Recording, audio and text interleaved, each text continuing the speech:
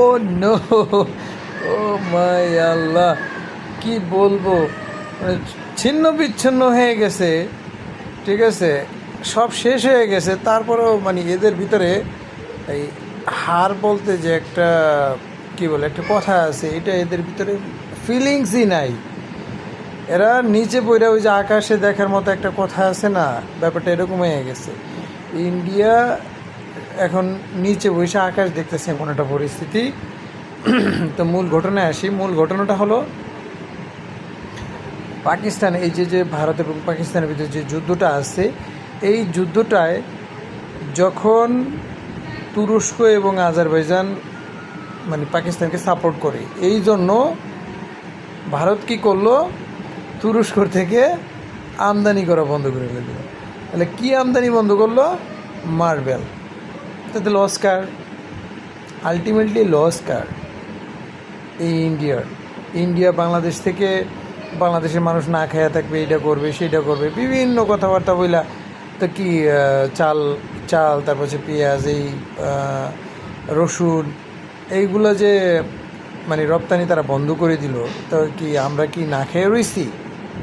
তো সেই ক্ষেত্রে আমাদের দেশই আমরাই এর ট্যাকেল দিতে পারছি। তো সেই ক্ষেত্রে তুর্কি যদি ইন্ডিয়ার কাছে মার্বেল বিক্রি না করে, তাহলে তুর্কির কী হবে?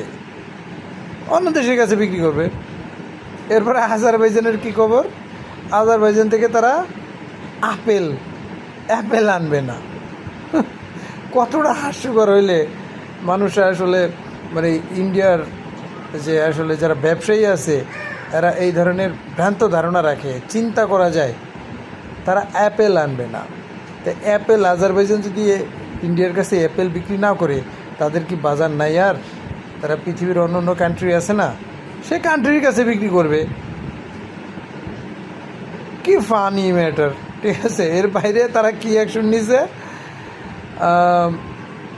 অ্যাকশনটা নিছে হলো, আর একটা অ্যাকশন নিছে, চীনের যে মানে এক্সের যে অ্যাকাউন্ট আছে, এই অ্যাকাউন্ট তারা ব্লক করছে।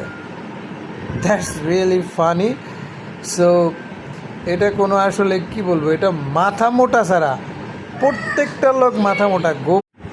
তো কথা সর্বোপরি একটাই, নিজের ক্ষতি নিজে করলে এতে আসলে কি বলবো, মানে অন্য কারো কিছু করার থাকে না।